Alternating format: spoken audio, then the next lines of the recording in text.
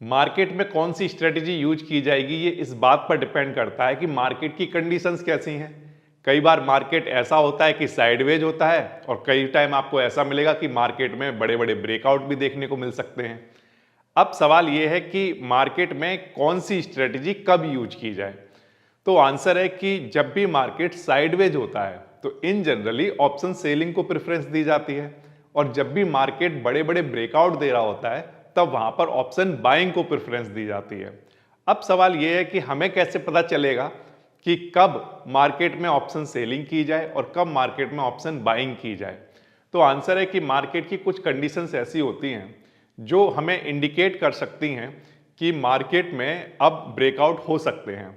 कुछ कंडीशंस ऐसी होती हैं जिनको देखकर आप ये जान सकते हो कि हाँ, मार्केट में अब कुछ साइडवेज मूवमेंट रहने वाला है। तो आज हम बात करेंगे कुछ पहले ऐसी कंडीशंस की जिनकी हेल्प से हम ये इंडिकेशन हमें मिलता है कि मार्केट में कुछ ब्रेकआउट आ सकते हैं। लेकिन ये कोई गारंटी नहीं है, ये सिर्फ एजुकेशनल पर्पज से मैं आपको बताऊंगा कि कौन कौन सी कंडीशंस ऐसी हैं जिनके मीट करने पर ब्रेकआउट हो सकते हैं। तो सबसे पहले तो हम बात करते हैं ओपन इंटरेस्ट की जो कंडीशंस हैं। केवल कंसेप्चुअल पर्पज से बताऊंगा आपको, केवल एजुकेशनल पर्पज से, कि ओपन इंटरेस्ट की कौन सी कंडीशंस ऐसी हैं जिसमें ब्रेकआउट के इंडिकेशंस हो सकते हैं। जैसे where high open interest is concentrated near current strike. क्या मतलब है इस बात का? देखो, इस बात को थोड़ा समझने की कोशिश करते हैं कि मान लो हमारा कोई एक अंडरलाइन है XYZ, ठीक है, और ये सपोज करो 25,000 पर है अभी, और ये इसका एट द मनी है। तो इसका मतलब ये इसका क्या हो गया? करंट प्राइस हो गया। सही है। अब ये जो करंट प्राइस है इसके पास, इसके आसपास क्या हो रहा है? हाई ओपन इंटरेस्ट डेवलप हो रहा है। तो ये हमारा एट द मनी है, यहीं पर बहुत सारा ओपन इंटरेस्ट डेवलप होने का क्या मतलब हो गया? तो आंसर है कि यहाँ पर बहुत सारी बाइंग आ रही है, बहुत सारी सेलिंग आ रही है, यानी कि लोग इंटरेस्टेड हैं अब मार्केट में कुछ करने के लिए। यस, ये बात आती है आपको समझ में? सपोज करो कि आपका जो एट द मनी का स्ट्राइक है उसके आसपास का ओपन इंटरेस्ट में कोई ज्यादा चेंज आ ही नहीं रहा है। सही है। तो इसका मतलब ये है कि अब मार्केट जो कि करंट प्राइस यहां पर है वहां पर लोग बहुत ज्यादा कुछ करने की इच्छा रखते नहीं है। अगर वो इच्छा रखते होंगे तो वो मार्केट में आएंगे, कुछ ऑर्डर प्लेस करेंगे, वहां पर कुछ ना कुछ ओपन इंटरेस्ट बनेंगे, कुछ ना कुछ कॉन्टैक्ट बनेंगे। तो जब भी एट द मनी की स्ट्राइक पर बहुत सारे आपको ओपन इंटरेस्ट बढ़ता हुआ दिख रहा है, इसका मतलब लोग इंटरेस्टेड हैं। करेक्ट। अब सवाल ये है कि हमें ये तो नहीं पता चल रहा, कि ये तो हमें पता चल गया कि इंटरेस्टेड हैं, बहुत सारा ओपन इंटरेस्ट बढ़ता हुआ दिख भी रहा है, लेकिन इसमें ये नहीं पता चल रहा कि वो किस डायरेक्शन में जाने के लिए इंटरेस्टेड है। हाँ या ना? तो यहां पर ओपन इंटरेस्ट बढ़ने पर यह तो पता किया जा सकता है कि हाँ, मार्केट किसी भी एक पर्टिकुलर डायरेक्शन में ब्रेकआउट दे सकता है, लेकिन यह नहीं पता किया जा सकता कि एक्चुअल में उसकी डायरेक्शन क्या होगी। तो कई बार हम ऐसी स्ट्रेटेजी को यूज करते हैं जिसमें हमें जरूरत भी नहीं है जानने की कि मार्केट की डायरेक्शन क्या होगी। करेक्ट। कुछ ऐसी स्ट्रेटेजी हमारे पास हो सकती है, कुछ ऐसे स्ट्रक्चर हमारे पास हो सकते हैं जो मार्केट में किसी भी डायरेक्शन में मूवमेंट आए उन दोनों डायरेक्शन में वो बेटर परफॉर्म करेंगे। तो ऐसी ही कुछ स्ट्रेटेजी की हम लोग आज की क्लास में बात करेंगे। तो पहली कंडीशंस तो आपको बहुत ही क्लियर हो गई होगी। एट द मनी स्ट्राइक के आसपास बहुत सारा ओपन इंटरेस्ट जनरेट होना इस बात को दिखाता है कि लोग इंटरेस्टेड हैं अब मार्केट को मूव कराने में। नाउ नेक्स्ट अगर हम बात करें कि price remain compressed between strong open interest level, क्या मतलब है इसका? तो आंसर है कि मान लो ये जो एट द मनी है 25,000, कोई भी XYZ अंडरलाइंग है, ठीक है, उसका ये एट द मनी है, और इसके आसपास सपोज करो, मैं सिर्फ एग्जांपल के लिए लिखता हूं कि 25,200 के पास, और या फिर इधर 24,800 के पास। करेक्ट। यहां पर क्या है? स्ट्रॉन्ग सपोर्ट और रेजिस्टेंस बन रहा है। मैंने सिर्फ एग्जांपल के लिए लिखा है यहां पर कि मान लो कि यहां पर सपोर्ट और यहां पर कुछ रेजिस्टेंस बन रहा है। ओके। नाउ अब हो क्या रहा है कि जो प्राइस है, जो एट द मनी का प्राइस है, वो इसी के बीच में कंप्रेस होकर रह गया है, यानी कि ना तो वो बढ़ रहा है ना, और ऐसा भी नहीं है कि वो बहुत ज्यादा घट रहा है। बट इन दोनों प्राइस के, इन दोनों स्ट्राइक के बीच में, ये वाला जहां पर भी रेजिस्टेंस दिख रहा है, यहां पर भी सपोर्ट दिख रहा है, उनके बीच में ही प्राइस कंप्रेस्ड है। कंप्रेस होने का मतलब ये हो गया कि आपको लग रहा है कि नहीं, यहां पर ओपन इंटरेस्ट तो बढ़ा, सुनना ध्यान, बात को ध्यान से, कि ओपन इंटरेस्ट तो बढ़ रहा है लेकिन प्राइस नहीं बढ़ रहा। जब भी ऐसा होता है तो इस बात का क्या मीनिंग निकाला जाएगा? ओपन इंटरेस्ट बढ़ रहा है, लोग तो आ रहे हैं लेकिन प्राइस नहीं बढ़ रहा। जो 100 रुपीज की जो प्रीमियम है वो 100 का ही दिख रहा है, जबकि ओपन इंटरेस्ट तो बढ़ता जा रहा है। ओपन इंटरेस्ट बढ़ता जा रहा है, बढ़ता जा रहा है, बढ़ता जा रहा है। ये 100 से 102, 103 ऐसे चल रहा है, जबकि ओपन इंटरेस्ट लाखों में बढ़ रहा है। इस बात का मतलब ये है कि ये प्राइस कंप्रेस हो चुका है।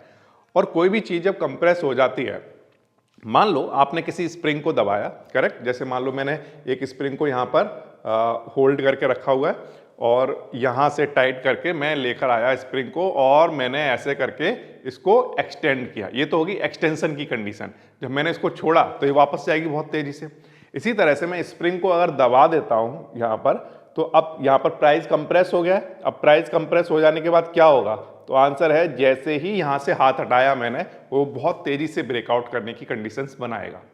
तो इसका मतलब ये है कि अगर एट द मनी के स्ट्राइक के आसपास वाले जो लेवल हैं, उन स्ट्राइक्स पर अगर ओपन इंटरेस्ट तो बढ़ रहा है लेकिन प्राइस का मूवमेंट यहाँ पर देखने को नहीं मिल रहा है, इस बात का मतलब ये हो गया कि वहाँ पर प्राइस कंप्रेस हो चुका है। और जब कंप्रेस हुआ है तो अगर कुछ भी हुआ, कुछ ऐसा ब्रेकआउट देखने को मिला, तो ये प्राइस बहुत तेजी से ऊपर की तरफ जा सकता है।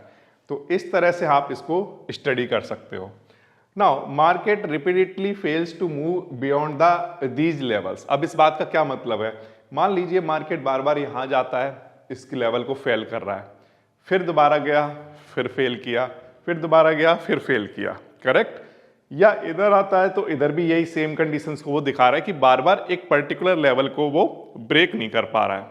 ओके, जब वो एक पर्टिकुलर लेवल को ब्रेक नहीं करेगा तो आप ऐसे मान के चलो कि अब वो हार मान ली उसने। अगर मान लो उसने हार मान ली इधर की तरफ, ठीक है, और इधर की तरफ भी वो जाता था तो इधर भी वो कुछ नहीं कर पा रहा था। तो एग्जाम्पल के लिए कहता हूं, सिर्फ एग्जाम्पल पर्पज के लिए, कि मान लो वो 4 बार इधर गया, ठीक है, और 4 बार इधर गया, दोनों साइड इक्वल इक्वल टाइम गया, लेकिन उसे इधर कम डिफिकल्टी फेस हुई, उसको क्रॉस करने में कम डिफिकल्टी फेस हो रही है, इधर ज्यादा हो रही है। तो वो क्या करेगा? तो आंसर जिधर कम डिफिकल्टी होगी उस डायरेक्शन में वो मूव करने की कोशिश करेगा। तो अब हमें यह भी देखना पड़ेगा कि वो बार बार फेल किधर हो रहा है। जिधर वो ज्यादा फेल हो रहा है उसके अपोजिट वाली डायरेक्शन में भी वो मार्केट का मूवमेंट देखने को मिल सकता है। एग्जाम्पल पर्पज के लिए, कंसेप्चुअल पर्पज के लिए, केवल थ्योरेटिकल पर्पज के लिए। ये बात आई आपको समझ में? ठीक, तो ये कुछ कंडीशन है ओपन इंटरेस्ट की। This indicate stored energy not direction. क्या मतलब है इस बात का? सुनिए ध्यान से। Open interest at the money के आसपास जनरेट हो रहा था, करेक्ट, लेकिन प्राइस नहीं बढ़ रहा था, यानी कि प्राइस कंप्रेस है, यानी कि एनर्जी स्टोर हो चुकी है। अब जैसे ही आप मान लो एक हमने बॉक्स में एनर्जी को स्टोर कर दिया, जैसे ही आप बॉक्स को खोलोगे वो एनर्जी बहुत तेजी से बाहर निकलेगी। सेम कंडीशन यहाँ पर बन रही है कि एनर्जी तो स्टोर हो चुकी है, लोग आ चुके हैं, बहुत सारी एनर्जी आ चुकी है, अब बस ब्लास्ट होने की देर है। जैसे ही वो ब्लास्ट होगा, यस ऑफ कोर्स वहां पर मे बी बड़े डायरेक्शन में भी बड़े ब्रेकआउट देखने को मिल सकते हैं, लेकिन किस डायरेक्शन में ये आपको पता नहीं चलेगा। तो ये थ्योरी है जिसके बेसिस पर ओपन इंटरेस्ट की कंडीशंस को स्टडी किया जा सकता है। अब इसके बाद हम बात करते हैं कि PCR conditions, put call ratio. ये हम अगर आपने सीरीज 1 अच्छे से देखी है तो आपको पता होगा कि पीसीआर क्या होता है। ये बेसिकली रेशियो होता है पुट और कॉल का। वहां पर कितने पुट ऑप्शन को राइट किया जा रहा है यानी सेल किया जा रहा है, और कितने कॉल ऑप्शन को सेल किया जा रहा है, उनका जो रेशियो होता है वो पीसीआर रेशियो कहलाता है। अब एग्जाम्पल के लिए मैं कहता हूं कि PCR is eight extreme level. अगर वो एक्सट्रीम लेवल पर पहुंच जाता है, क्या मतलब है सर इस बात का? इस बात का मतलब ये है कि मान लो मैं आपसे कहता हूं कि इन जनरल एक नॉर्मल पीसीआर की वैल्यू, सिर्फ एग्जाम्पल पर्पज के लिए मैंने आपको बोला कि मान लीजिए 14 होती है, एग्जाम्पल के लिए कि एक साइडवेज मार्केट में ये 14 है, ठीक है। अब मान लो ये यहां से कुछ एक्सट्रीम लेवल पर पहुंच गया है, जैसे एग्जाम्पल पर्पज के लिए मान लो मैंने माना कि ये इधर 25 के आसपास पहुंच गया है, या एग्जाम्पल पर्पज के लिए मैंने माना कि ये कुछ 5-6 के आसपास दिखा रहा है, सिर्फ एग्जाम्पल के लिए, ठीक है। अब इससे क्या होगा सर? अब क्या ये अपने एक्सट्रीम पर पहुंच गया है, ठीक है। जब भी पीसीआर की वैल्यू अपने एक्सट्रीम पर पहुंच जाती है तो इस बात का मतलब ये है कि या तो मार्केट में बड़ी गिरावट आने वाली है या मार्केट में बड़ा मूव आने वाला है अपवर्ड डायरेक्शन में। इन दोनों में से कोई एक ही चीज होगी, करेक्ट। क्या मतलब है इस बात को भी थोड़ा समझ लेते हैं। मान लीजिए अगर कॉल राइटर और पुट राइटर में, ठीक है, कॉल और पुट राइटर में से कौन से राइटर ज्यादा हैं, इस बात को थोड़ा समझने की कोशिश करते हैं। मान लीजिए अगर पुट राइटर ज्यादा है, जो सेल करने वाले हैं वो ज्यादा है, ठीक है, तो जो पुट सेल करता है उसकी डायरेक्शन किधर होती है, अपवर्ड, करेक्ट। तो उसकी डायरेक्शन अगर अपवर्ड है तो ये जो पुट और कॉल का जो रेशियो है ना, अगर इसकी वैल्यू 1 से ग्रेटर आ जाती है, किससे ग्रेटर आ जाती है, 1 से ग्रेटर आ जाती है, 1.2, 1.3, 1.5, कोई एक ऐसा मान लो कोई भी ग्रेटर वैल्यू है, 1 से ग्रेटर है, तो उस केस का मतलब क्या होगा कि यानी कि पुट की वैल्यू ज्यादा है, कॉल की वैल्यू कम है। अब पुट राइटर ज्यादा है, इस बात का मतलब मार्केट की डायरेक्शन किधर होगी, अपवर्ड डायरेक्शन में। तो अगर ये अपने एक्सट्रीम लेवल पर चला गया, एग्जाम्पल के लिए कहता हूं कि 1.5, 1.7 ऐसा कुछ दिखाई दे रहा है एग्जाम्पल के लिए, तो उस केस में क्या होगा, तो आंसर है मार्केट के अपवर्ड डायरेक्शन में मूव करने के चांस ज्यादा होंगे। अगर मान लो पुट राइटर की वैल्यू कम है, कॉल राइटर की वैल्यू ज्यादा है, अगर कॉल राइटर की वैल्यू ज्यादा होगी तो उस केस में ये जो वैल्यू है ये क्या होगी, तो आंसर है लेस देन 1 होगी, है ना, ये क्या रही होगी, लेस देन 1। और अगर ये लेस देन 1 होगी तो उस केस में हमें ये पता चल जाएगा कि जो कॉल राइटर है वो ज्यादा बेच रहा है, इसका मतलब मार्केट की डायरेक्शन किधर हो सकती है, डाउनवर्ड डायरेक्शन में। तो अगर ये इधर की तरफ आ गया, जैसे कि 14 से मैंने कहा कि लेस देन 1 का मतलब तो 0.5 भी हो सकता है ना, और 0 पॉइंट मान लो एग्जाम्पल की कहा कि मैंने 0.2 हो सकता है, 0.3 हो सकता है, ऐसा कुछ, ठीक है। अगर कुछ ऐसा कुछ कंडीशन बन रही है, ये एक्सट्रीम लेवल बन गए, तो अगर कुछ ऐसी कंडीशन बन रही है तो उस केस में हमें पता चलता है कि हाँ मार्केट या तो अब बहुत तेजी से इधर या बहुत तेजी से इधर जाने की प्रोबेबिलिटी रखता है। ये बात आती है आपको समझ में। तो ये जो नंबर्स हैं, इन नंबर्स को आप इस तरह से रीड कर सकते हो कि 1 से इधर की तरफ जा रहे हैं मान लीजिए 1.7 के आसपास, और इधर की तरफ जा रहे हैं मान लीजिए 0.5 के आसपास एग्जाम्पल के लिए, ठीक। तो उस कंडीशन में पीसीआर को इस तरह से रीड किया जा सकता है। क्लियर हो गई बात यहां तक, ठीक। एक बार फिर से, पीसीआर 1 मतलब मार्केट साइडवेज, नो मूवमेंट। अब पीसीआर एक्सट्रीम बहुत ज्यादा 1 से, तो इसका मतलब मे बी अपवर्ड डायरेक्शन में मूवमेंट आ सकता है, और अगर 1 से लेस की तरफ जा रहा है इसका मतलब मार्केट बहुत तेजी से गिर भी सकता है। इन दोनों में से कुछ भी हो सकता है। So but sentiment appears one sided. अब इससे सेंटिमेंट एक साइड का अपीयर हो जाएगा आपको, डिपेंडिंग ऑन कि इस डायरेक्शन में जा रहा है, इस डायरेक्शन में जा रहा है, सही है। But price still not moving much, लेकिन प्राइस अभी भी मूव नहीं किया है। तो ये प्रोबेबिलिटी बताता है कि अब वोलेटिलिटी में एक्सपेंशन हो सकता है। इस बात को ध्यान से सुनना, एक बार फिर से रिपीट करता हूं। पीसीआर की वैल्यू एक पर्टिकुलर डायरेक्शन में दिखाई दे रही है, हाँ या ना, 1 से मान लो ज्यादा दिखाई दे रही है। 1 से ज्यादा दिखाई देने का मतलब पुट राइटर ज्यादा है। अगर पुट राइटर ज्यादा है इसका मतलब मार्केट की डायरेक्शन अपवर्ड डायरेक्शन में होगी, क्योंकि डायरेक्शन को हम जनरली राइटर की कॉन्टेक्स्ट में देख लेंगे। तो उस केस में मार्केट की डायरेक्शन अपवर्ड होगी। अब मार्केट की डायरेक्शन अपवर्ड होनी चाहिए थी, लेकिन अभी मूवमेंट आया नहीं है। क्यों? क्योंकि अभी हमें ये भी देखने को मिल रहा है कि प्राइस अभी भी मूव नहीं किया है। अब ये बताओ, जब पीसीआर की वैल्यू बढ़ रही है तो प्राइस भी मूव करना चाहिए, करेक्ट। तो पीसीआर की वैल्यू बढ़ने का मतलब ओपन इंटरेस्ट तो बढ़ रहा है बहुत तेजी से, बट प्राइस अभी भी स्टिल मूव नहीं कर रहा है। इसका मतलब यह है कि लोग तो आ चुके हैं, बट अब प्राइस बढ़ने ही वाला है, बढ़ा नहीं है, बढ़ने ही वाला है। तो ये एक इंडिकेशन मिल सकता है हमें। So this is the probability of volatility expansion. क्या वोलेटिलिटी मार्केट बढ़ जाएगी? हाँ, किस डायरेक्शन में बढ़ेगी वो नहीं पता चलेगा, लेकिन कोई बात नहीं, हम एक ऐसी स्ट्रेटेजी का यूज कर सकते हैं जिसमें वोलेटिलिटी किसी भी डायरेक्शन में बढ़े, वो बेटर परफॉर्म करे स्ट्रेटेजी, करेक्ट। अच्छा, अब इसके बाद हम बात करते हैं कि वोलेटिलिटी की क्या कंडीशंस ऐसी होती हैं। आईवी को भी आप ऑप्शन चेन में जब देखते हो तो ऑप्शन चेन में जनरली आप ओपन इंटरेस्ट देख लेते हो, ओपन इंटरेस्ट के चेंज देख लेते हो, पीसीआर की वैल्यू देख लेते हो, इसके बाद आईवी की वैल्यू भी आप लोग देख लेते हो। तो आईवी की कौन सी कंडीशंस हैं जिन पर हम लोग कह सकते हैं कि हाँ, अब मार्केट में कुछ प्रोबेबिलिटी बनी है वोलेटिलिटी के एक्सपेंड होने की? तो आंसर है, एक एजुकेशनल पर्पज से मैं केवल आपको ये बताता हूं कि IV is low relatively at to its own past. क्या मतलब है सर इस बात का?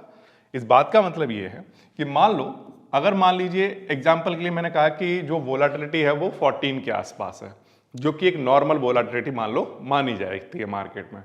तो मान लो किसी एक पर्टिकुलर डेट पर ये वोलेटिलिटी 14 थी, सही है। अब इसके बाद अगले दिन आपने मान लीजिए ऑप्शन चेन को चेक किया तो उस दिन मान लीजिए ये दिखा रहा है 15, इससे यस्टरडे अगर आप यहां से देखोगे तो यस्टरडे वो कितनी दिखा रहा होगा 14, और यहां पर देख रहे हो तो आप कितना दिख रहा है 15 दिख रहा है। इसका मतलब वोलेटिलिटी में चेंज आ गया, ये बढ़ गई है। फिर आपने मान लीजिए अगले दिन चेक किया तो ये 15 से आपको मान लो 16 देखने को मिली। फिर आपने अगले दिन चेक किया तो मान लो हो सकता है ये 21 के आसपास देखने को मिली। तो ये इसका रीसेंट पास्ट है, ऐसा नहीं कि बहुत है कि अभी आप मार्केट को देख रहे हो और पिछले साल वाला डेटा देख रहे हो, नहीं नहीं, इसका जो रीसेंट पास्ट है, इससे यस्टरडे वाला, इससे और पीछे वाले दिन वाला और पीछे वाले दिन वाला, 2-3 दिन पीछे जब आप देख रहे हो तो आपने देखा कि यहाँ पर जो रीसेंट पास्ट था उसके कंपैरिजन में ये चेंज आया है। और कैसा चेंज आया है कि ये इंक्रीज हुई है। या इसका वाइस वर्सा भी ठीक है कि ऐसा भी हो सकता है कि 14 से मान लीजिए ये आपको 12 देखने को मिला, पिछले दिन 14 था, मान लो मैं एग्जाम्पल कहता हूँ कि मंडे को ये 14 था, लेकिन ट्यूसडे को देखा तो ये 12 हो गया। और मान लीजिए वेडनेसडे को मैंने देखा तो एग्जाम्पल के लिए कहता हूँ कि मान लीजिए ये 10 हो गया, और वेडनेसडे के बाद मैंने फ्राइडे के आसपास मान लीजिए जाकर देखा तो ये कुछ 5 के आसपास दिखा रहा है। इस बात का मतलब तो ये हो गया कि अब मार्केट में वोलेटिलिटी पिछले खुद के ही कंपैरिजन में डिक्रीज होती जा रही है, और ये इस वाले केस में आपने क्या देखा था, खुद के ही कंपैरिजन में इंक्रीज होती जा रही है। करेक्ट। तो अब पहली चीज तो ये कि IV is low relatively to its own past. अब क्योंकि हम तो सिर्फ ब्रेकआउट की बात कर रहे हैं तो हमें यहां पर बात करनी होगी इस चीज की कि अगर वोलेटिलिटी अपने ओन पास्ट के कंपैरिजन में अगर कम होती जा रही है तो वो एक इंडिकेट करता है कि प्रोबेबिलिटी है कि अब वोलेटिलिटी का क्या हो सकता है, एक्सपेंशन हो सकता है किसी एक पर्टिकुलर डायरेक्शन में। फिर IV हैज फॉलिंग और फ्लैट। अब मान लो कभी ऐसा हुआ कि IV जो है वो फॉल कर चुकी है या फ्लैट है। जैसे इस वाले केस में भी आपने देखा कि IV फॉल कर गई है। अब मैं आपसे पूछता हूं कि कोई भी चीज अगर फॉल कर गई है तो दूसरी चीज क्या हो सकती है जो हो सकती है, जिसकी होने की प्रोबेबिलिटी है।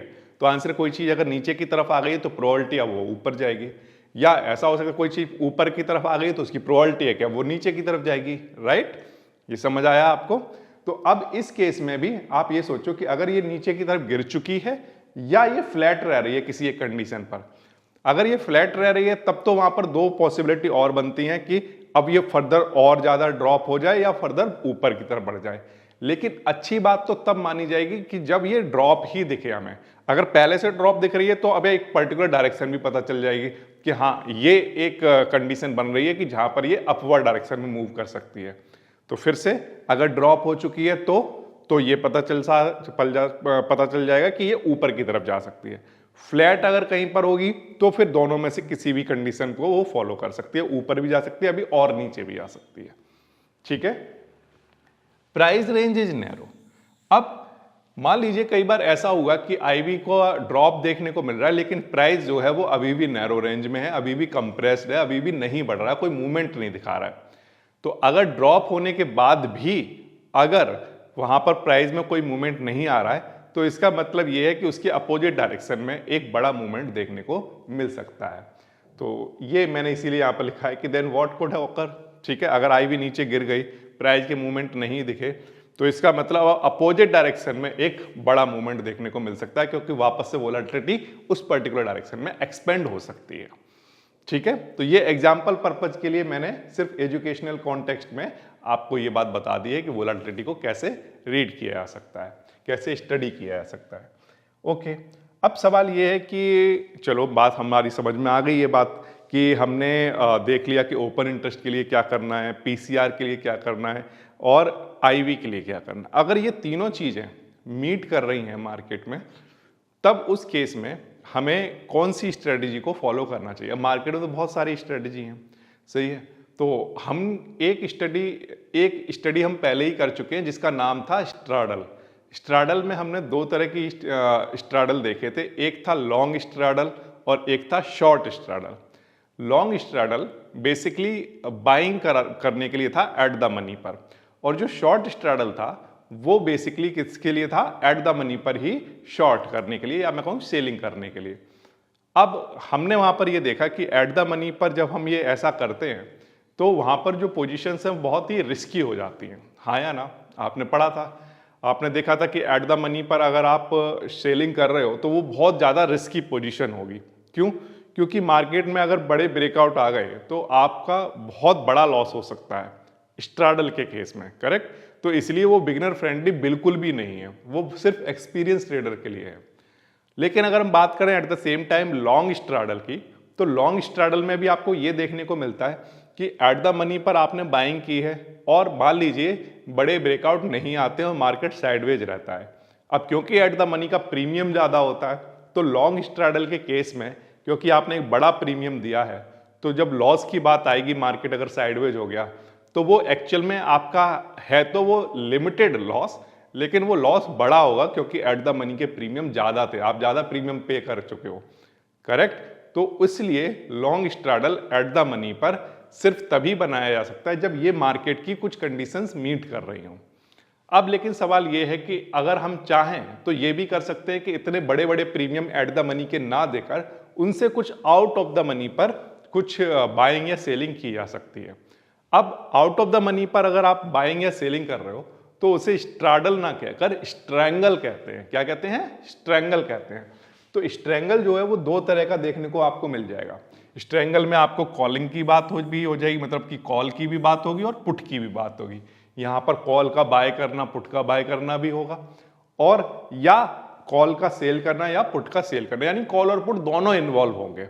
बट फर्क इतना है कि स्ट्रैडल के केस की जब हम बात कर रहे हैं स्ट्रैडल, तो स्ट्रैडल के केस में हम एट द मनी पर ये सारे काम कर रहे थे। लेकिन अगर हम स्ट्रैंगल की बात करेंगे तो स्ट्रैंगल में यही सारी बातें होंगी but out of the money की स्ट्राइक्स पर होंगी, कॉल और पुट के लिए। ये समझ आया आपको? स्ट्रैंगल भी दो तरह का होता है, एक उसमें लॉन्ग स्ट्रैंगल देखने को मिलता है और एक शॉर्ट स्ट्रैंगल देखने को मिलता है। लॉन्ग स्ट्रैंगल जो होता है उसमें आउट ऑफ द मनी वाली कॉल और एक आउट ऑफ द मनी वाली पुट को क्या किया जाएगा? बाय किया जाएगा, लॉन्ग कहा जाएगा उसको, फिर लॉन्ग स्ट्रैंगल बनाया है। अगर आपने सेल किया एक कॉल को आउट ऑफ द मनी में और एक सेल किया पुट को आउट ऑफ द मनी में, तब उस केस में हमने शॉर्ट किया है आउट ऑफ द मनी की स्ट्राइक्स को, तो उसको हम लोग क्या कहते हैं? शॉर्ट स्ट्रैंगल कहते हैं। ये समझ आया आपको? अच्छा, तो अब इसकी बात तो हम लोग कर चुके हैं शॉर्ट स्ट्रैंगल की। अब हम बात करते हैं आज लॉन्ग स्ट्रैंगल की कि लॉन्ग स्ट्रैंगल होता क्या है। लॉन्ग स्ट्रैंगल में बेसिकली हम ये लॉन्ग स्ट्रैंगल पढ़ने क्यों वाले हैं, पहले तो थोड़ा सा ये समझ लेते हैं। आपने कुछ कंडीशंस तो देख ली कि बाइंग होने वाली है आउट ऑफ द मनी पर। अब सवाल ये है कि आउट ऑफ द मनी पर आप बाइंग कर ही क्यों रहे हो, है ना? ऐसी कंडीशन, ऐसी स्ट्रेटेजी को मार्केट में, ऐसे स्ट्रक्चर को बना ही क्यों रहे हो?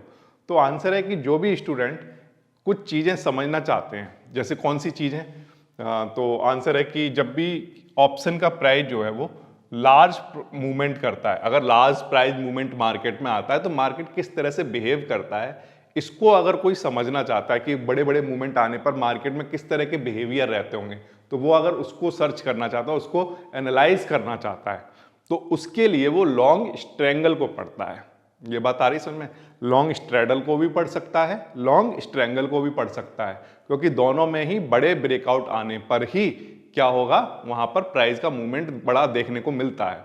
तो अगर प्राइस मूवमेंट बड़े बड़े देखने हैं, तो अगर उनकी स्टडी करनी है, तो लॉन्ग स्ट्रैडल और लॉन्ग स्ट्रैंगल दोनों को बनाया जा सकता है। बस फर्क इतना है कि लॉन्ग स्ट्रैडल के टाइम पर आपको एट द मनी की स्ट्राइक पर क्योंकि बाइंग करनी होगी कॉल और पुट की, तो वहां अमाउंट जो होगा, मार्जिन रिक्वायरमेंट ज़्यादा होगी। बट इसमें क्योंकि आउट ऑफ द मनी की बातें हो रही हैं, तो उसके कंपैरिजन में यहाँ पर जो अमाउंट की रिक्वायरमेंट होंगी वो कम होंगी। ये समझ आ रहा है? ठीक है। अब स्टडी पर्पज के लिए हम लोग और देखते हैं कि the effect of volatility expansion. Volatility एक ऐसा कॉन्सेप्ट है ऑप्शन ट्रेडिंग की दुनिया में जिसको समझना बहुत जरूरी है।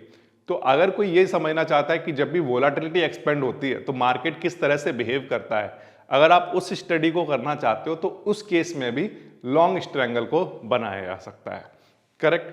अब सवाल ये है कि सर इसकी वोलाटिलिटी एक्सपेंशन को अगर समझना है तो लॉन्ग स्ट्रैंगल को मार्केट में बनाकर समझने की क्या जरूरत है? उसमें तो मान लीजिए मार्केट में एक्सपेंशन वोलाटिलिटी एक्सपेंड नहीं हुई, तो उस केस में तो जो आउट ऑफ द मनी की स्ट्राइक वाली बाइंग की है वो तो वर्थलेस एक्सपायर हो जाएगी, वहां लॉस होगा। तो आंसर है कि कभी भी ये नहीं बोला जाता, ना मैं कभी ये बोलूंगा आपको कि आप सीधा मार्केट में जाकर ट्रेड करना स्टार्ट कर दो। जब बात करते हैं स्टडी की, तो स्टडी का मतलब दो तरह से हो सकता है कि या तो आप एक ड्राफ्ट ट्रेड ले रहे हो जिसमें कोई भी रियल मनी इन्वॉल्व नहीं है बट मार्केट की रियल कंडीशंस पर काम हो रहा है, लेकिन या आप ये कर सकते हो कि आप पेपर पर ये सब कुछ सामने स्क्रीन पर सब कुछ रियल टाइम होगा, बट यहाँ पर पेपर पर सारा काम हो रहा होगा, ना कि एक्चुअल में ट्रेड किया जा रहा होगा। तो बिगनर्स को कभी भी मार्केट में सीधा एंट्री करके सीधा यहाँ पर मार्केट में कोई भी स्ट्रेटेजी कभी देख ली तो सीधा मार्केट में जाकर काम करने लग गए, ना, ऐसा कभी नहीं करना चाहिए, क्योंकि बहुत सारी चीज़ें उसके पीछे भी इन्वॉल्व होती हैं। एक स्ट्रेटेजी आपको बताई गई, वहाँ पर मान लो सिनारियो भी आपको प्रॉफिट पोटेंशियल, लॉस पोटेंशियल के सारे बता भी दिए गए, लेकिन फिर भी मैं ये कहता हूँ कि उसमें बहुत सारे एडजस्टमेंट ऐसे करने पड़ सकते हैं जो हो सकता है आपको ना पता हो। तो एक स्ट्रेटेजी के बारे में सिर्फ ये कुछ चीज़ें ही आपको पता हो और तब आप मार्केट में ट्रेड करने जा रहे हो तो मुश्किल हो सकती है, करेक्ट। तो इसलिए मैं कहता हूँ कि पहले आप पेपर पर, या पेपर से बेटर है कि ड्राफ्ट पर ज़्यादा बेटर रहता है। और ड्राफ्ट वगैरह का अगर आप जानना चाहते हो तो ड्राफ्ट का मैंने आपको दिखाया था सेंसिबल पर, ड्राफ्ट की जो ट्रेडिंग है वो की जा सकती है बड़े आसानी से। तो सेंसिबल पर मैं कई बार आपको दिखाया भी है कि किस तरह से आप वहाँ पर किसी भी स्ट्रेटजी को बनाकर क्या कर सकते हो, इजीली लाइव मार्केट में देख सकते हो बिना पैसों का लॉस किए हुए, क्योंकि वहाँ पर रियल मनी इन्वॉल्व नहीं होगी, करेक्ट। तो बिगनर्स को कभी भी ऑप्शन में इस तरह से ट्रेड नहीं करना चाहिए, इस बात का ध्यान रखना है, ओके। अब how risk can be defined and limited. अब मान लो मार्केट में बहुत सारी स्ट्रेटेजी ऐसी होती है जिसमें अनलिमिटेड रिस्क होता है। तो अगर कोई ये स्टडी करना चाहता है कि मार्केट में किस तरह से रिस्क को लिमिटेड किया जाए, करेक्ट, तो उस केस में भी लॉन्ग स्ट्रैंगल को स्टडी कर सकता है। और अगर वो ये जानना चाहता है कि प्राइस जो है वो एट द मनी पर किस तरह से बिहेव करता है और आउट ऑफ द मनी की स्ट्राइक पर किस तरह से बिहेव करता है, उसके लिए भी लॉन्ग स्ट्रैंगल को स्टडी किया जा सकता है। ये बात ध्यान रखिए। अगर एट द मनी पर अगर आपको देखना है किस तरह से बिहेव करता है तो लॉन्ग स्ट्रैडल को बनाया जा सकता है। अगर आउट ऑफ द मनी पर प्राइस के बिहेवियर को अगर समझना है कि मान लो अभी price, current price at the money पर है, करेक्ट, और आपने ओटीएम पर बनाया हुआ है, तो जब वहाँ पर मूवमेंट आते हैं तो हमारा जो प्रीमियम है, हमारा जो प्राइस है वो किस तरह से ऊपर बढ़ रहा है या वहाँ पर मूवमेंट ना आने पर ये किस तरह से नीचे घट रहा है, इसकी स्टडी करने के लिए लॉन्ग स्ट्रैंगल की स्टडी की जा सकती है। तो ये मैंने आपको एजुकेशनल पर्पज से बता दिया है कि हम लोग मार्केट में इसकी स्टडी क्यों करते हैं। ये समझ आया आपको। अब इसके बाद बात करते हैं कि लॉन्ग स्ट्रैंगल के केस में, चलिए अब बनाने की कोशिश करते हैं कि यहाँ पर किस किस तरह से बनाया जा सकता है। तो आंसर है कि हमें एक ओटीएम कॉल को बाय करना है, एक ओटीएम पुट को बाय कर सकते हैं, और उसमें ये बात ध्यान रखेंगे कि वो सेम स्ट्राइक ना होकर मैं कहूँगा सेम डिस्टेंस पर स्ट्राइक को बनाएंगे, ठीक है। सेम स्ट्राइक डिफरेंस, यहाँ पर क्या लिख लेना चाहिए, सेम स्ट्राइक डिफरेंस। क्या मतलब है इस बात का? एग्जाम्पल के लिए कि मान लीजिए कोई एक XYZ स्टॉक है, करेक्ट, वो 100 पर है। अब आपको क्या करना है, मान लीजिए आपने इधर 105 पर जाकर एक कॉल को बाय किया, और मान लीजिए अगर उधर 105 पर किया है तो इधर कहाँ पर करोगे, तो आंसर है इधर 95 पर एक पुट को बाय करेंगे, करेक्ट। ऐसा किया जा सकता है ये। तो अगर आप एट द मनी से इधर की तरफ जितनी डिस्टेंस रख रहे हो उतनी ही डिस्टेंस इधर रखनी है आपको। और एक और इम्पोर्टेंट बात यह है कि जो लॉन्ग स्ट्रैंगल है, लॉन्ग स्ट्रैंगल में सेम एक्सपायरी की बातें होंगी, ठीक है। ये वाला जो ऑप्शन है पुट ऑप्शन और जो कॉल ऑप्शन है, दोनों की एक्सपायरी क्या होगी, सेम होनी चाहिए, ठीक है। ये बात आगे समझ में। तो फिर से लॉन्ग स्ट्रैंगल कैसे बनता है, तो आंसर है एट द मनी से एक पर्टिकुलर एबव स्ट्राइक पर एक ओटीएम बाय किया जाएगा और एट द मनी से नीचे की तरफ एक पुट ऑप्शन बाय किया जाएगा, ठीक है। अब इसके बाद बात करते हैं कि उसे कब बनाना चाहिए। तो कब बनाने के लिए मैंने आपको कंडीशंस बता दी कि this structure is studied to know if market move strongly but direction is uncertain.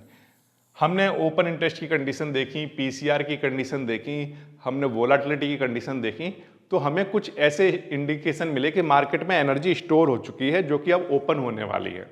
तो अगर एनर्जी स्टोर हो गई है और ओपन होने वाली है, बट किस डायरेक्शन में ओपन होगी, इधर डायरेक्शन में या इधर डायरेक्शन में, ये पता नहीं चल रहा, तो इसका मतलब ये है कि इस केस में हमें एक ऐसी स्ट्रेटेजी, एक ऐसे स्ट्रक्चर की जरूरत होगी कि एनर्जी यानी कि ब्रेकआउट किसी भी डायरेक्शन में हो, दोनों ही केस में वो बेटर परफॉर्म करे, करेक्ट। तो उस केस में लॉन्ग स्ट्रैंगल को बनाना चाहिए।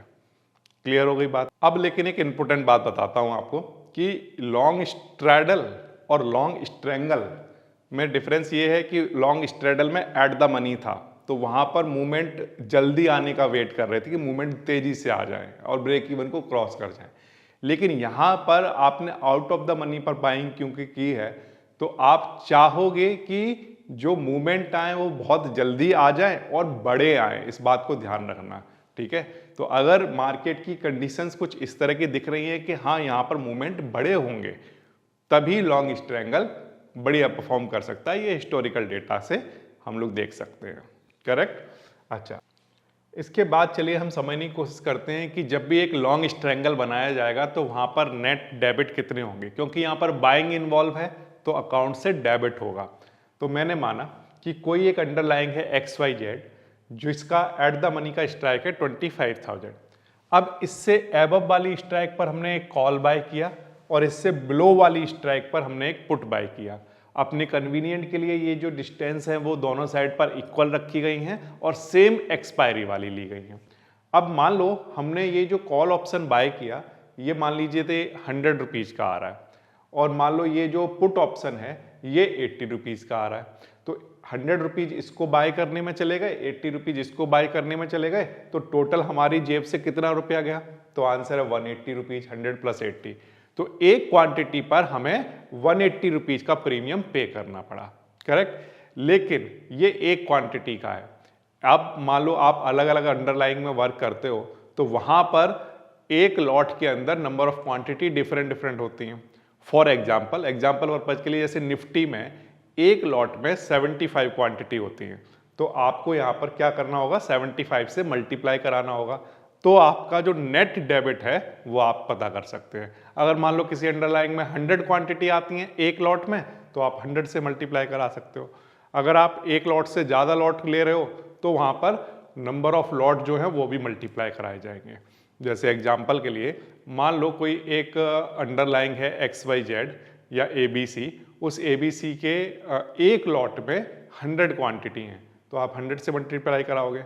लेकिन मान लो उसके आपने 5 लॉट लिए हैं तो 5 से भी मल्टीप्लाई कराओगे, तब आपका टोटल नेट डेबिट निकल कर आ जाएगा।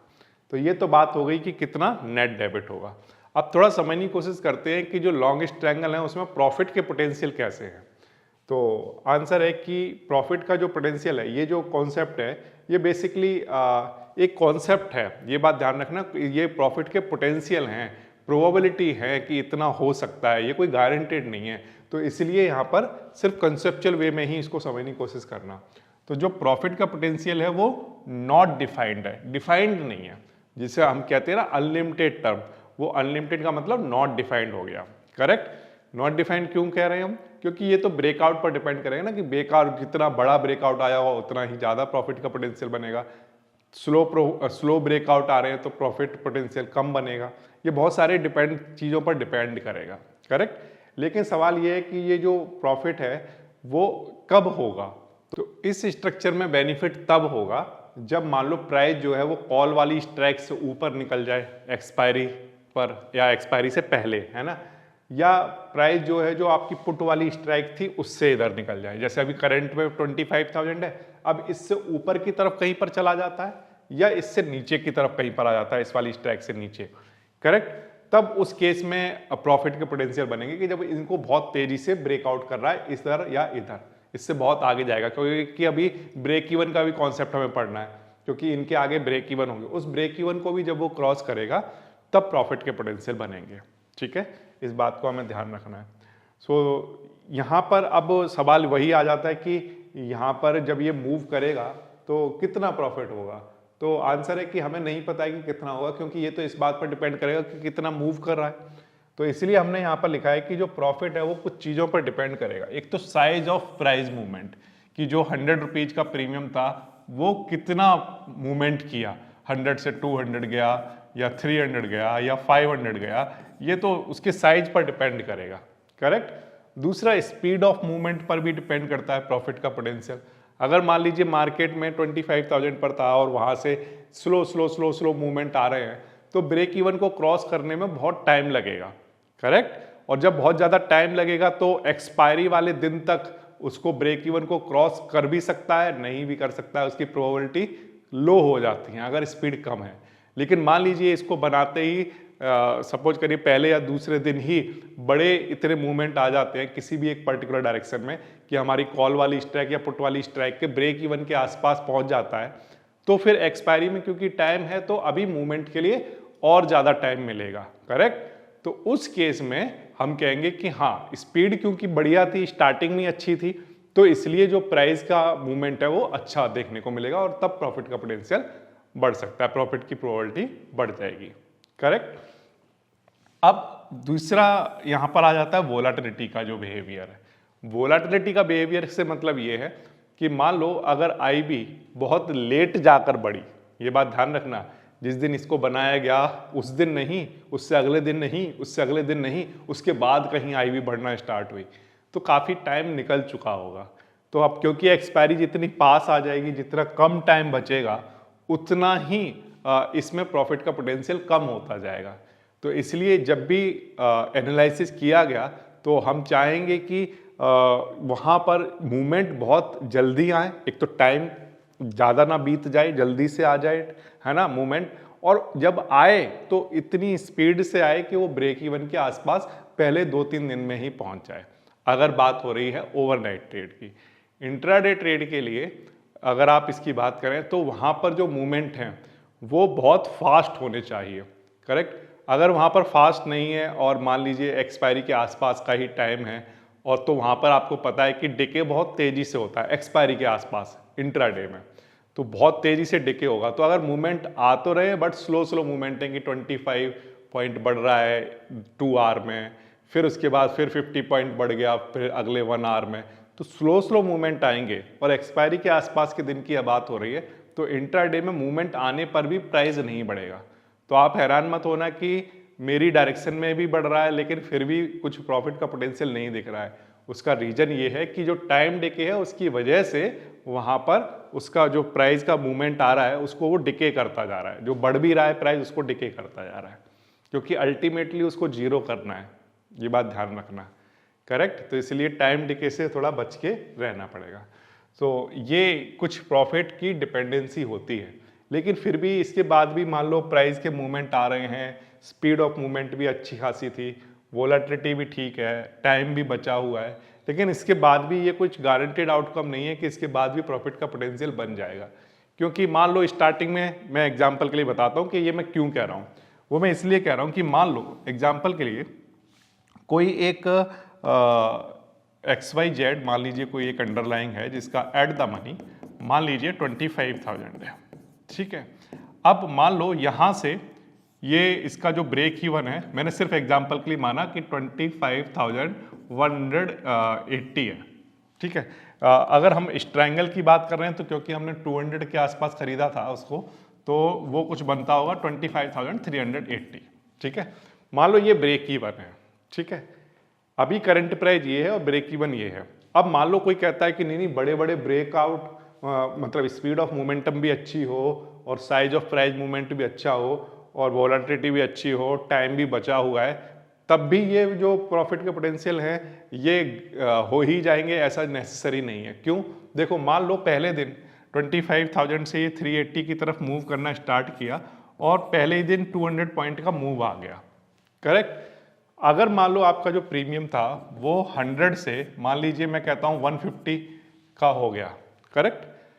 अब अगर आप ओवरनाइट ट्रेड लेकर बैठे हुए हैं और आप अगर 150 को लेकर आपका जो प्रॉफिट का पोटेंशियल बढ़ा यानी 50 का पोटेंशियल बन गया ना यहाँ पर, तो अगर आप इसको लेकर बाहर नहीं हुए हो और तब ऐसा भी हो सकता है कि अगले दिन ये थोड़ा सा वापस आ जाए, करेक्ट, ऐसा हो सकता है। तो मान लीजिए वापस से 125 पर आ गया अगले दिन ये भी हो सकता है कि एक बड़ा गैप डाउन हो जाए, गैप अप ना होकर अगले दिन गैप डाउन हो जाए। तो अगर गैप डाउन हो गया तो ये जो इतना इधर बढ़ा था ये थोड़ा सा हो सकता है इधर की तरफ वापस आ जाए, या अगले दिन गैप अप भी हो सकता है। तो एक वीकली एक्सपायरी में 7 डेज में कुछ भी ऊपर नीचे हो सकता है। तो सवाल ये है कि जब भी प्रॉफिट का पोटेंशियल बने तो उसे लेकर बाहर हो जाना ज़्यादा बेटर है। तो ये सारी सिचुएशन बन भी रही हो तब भी उस केस में प्रॉफिट पोटेंशियल किसी भी तरह से गारंटेड नहीं हो सकता, ठीक है। अब इसके बाद हम बात करते हैं कि लॉन्ग स्ट्रैंगल में मैक्सिमम लॉस कितना हो सकता है। प्रॉफिट का पोटेंशियल तो हमने समझ लिया, अगर बड़े ब्रेकआउट आने पर ही हो सकता है। मैक्सिमम लॉस की बात करते हैं, तो ये एक इम्पोर्टेंट रिस्क वाली एक्सप्लेनेशन है जो मैं आपको बता रहा हूँ। अ शॉर्ट स्ट्रैंगल, जो शॉर्ट स्ट्रैंगल होता है उस केस में जो मैक्सिमम लॉस होगा वो आपका जो भी आपका डेबिट है बस उसी के ही इक्वल हो सकता है। और वो कितना होगा, तो आंसर है एक लिमिटेड लॉस होगा।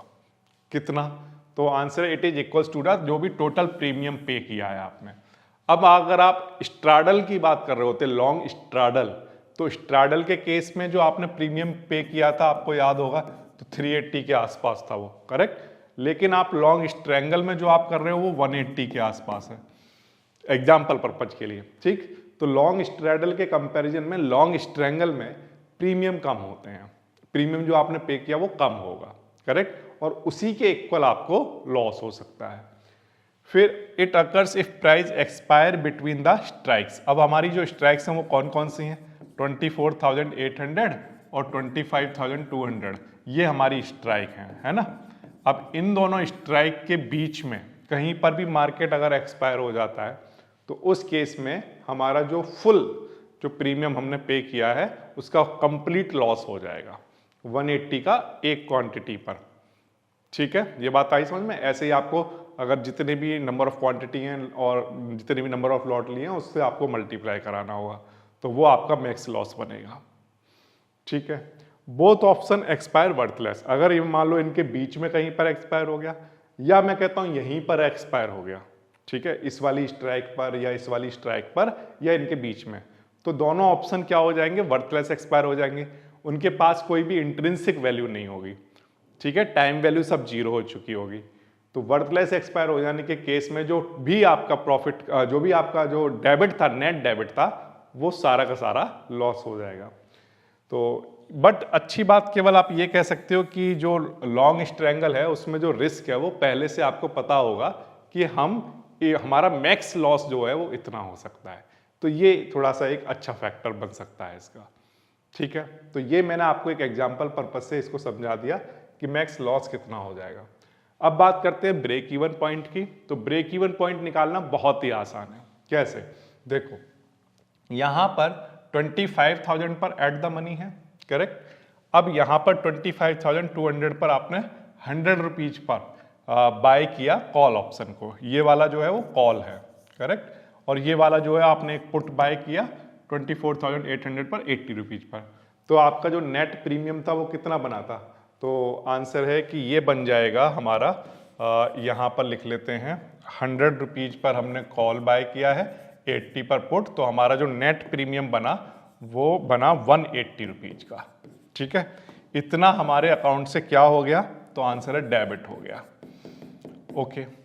नाउ अब 180 रुपीज का डेबिट हुआ है, तो 180 रुपीज आप इसमें अगर आप ऐड करा दोगे तो ये आपका ब्रेक इवन अपर वाला निकल कर आ जाएगा। बिल्कुल सिंपल है ना, जितना नेट डेबिट हुआ है वो इसमें ऐड कराओगे तो अपर वाला ब्रेक इवन, और इसमें से अगर माइनस करा दोगे तो लोअर वाला ब्रेक इवन आ जाएगा, ये ठीक। तो अगर आपने मान लीजिए एग्जांपल के लिए 25,200 पर बनाया है तो उसमें 180 ऐड कराओगे तो 25,380 आपका ब्रेक इवन बना। यानी कि अगर मार्केट अपसाइड में जाना स्टार्ट हुआ तो एक्सपायरी के बाद, या मैं कहूँ एक्सपायरी वाले दिन तक यहाँ इसको क्रॉस करना चाहिए, तभी प्रॉफिट के पोटेंशियल बनेंगे, करेक्ट। सिमिलरली अगर इधर की तरफ मार्केट मूव कर रहा है तो 24,620 को मूव करना चाहिए, उसको क्रॉस करना चाहिए, तभी प्रॉफिट के पोटेंशियल बनेंगे। अदरवाइज अगर आप देखो तो यहाँ पर तो आपके मैक्स लॉस हैं ही, और इधर की तरफ जाओगे तो आपके जो लॉस हैं वो डिक्रीज होने स्टार्ट होंगे, इधर की तरफ लॉस डिक्रीज होने स्टार्ट होंगे, लेकिन इधर की तरफ जाते जाते आपके जो लॉस है वो यहाँ पर जीरो हो चुके होंगे, और फिर इसके बाद आपको प्रॉफिट होना स्टार्ट हो सकता है। सिमिलरली यहाँ पर जो आपके जो लॉस है, जब आप सेंट्रल वाली स्ट्राइक से पुट वाली स्ट्राइक की तरफ जाएंगे तो आपका जो लॉस है वो डिक्रीज होना स्टार्ट होगा, और फिर ब्रेक इवन को क्रॉस करने के बाद आपके प्रॉफिट के पोटेंशियल बढ़ जाएंगे, करेक्ट। तो ब्रेक इवन को क्रॉस करें, ये मेन चीज है, इसको थोड़ा समझने की जरूरत है। अब इसके बाद हम बात करते हैं कि लॉन्ग स्ट्रैंगल का जो पे ऑफ स्ट्रक्चर है, जो शेप है, वो कैसी दिखाई देती है। तो इस स्ट्रक्चर को समझना बिल्कुल आसान है, वो मैंने आपको अभी भी बताया कि यहाँ पर अगर आप ध्यान से देखें तो एट द मनी पर तो यहाँ पर एट द मनी पर हमारे जो भी लॉस हो रहे हैं और जो हमारी पुट वाली स्ट्राइक के और कॉल वाली स्ट्राइक के बीच में कहीं पर भी जो लॉस होगा वो मैक्स डेबिट जो इतना भी हुआ है वो डेबिट के इक्वल हो जाएगा।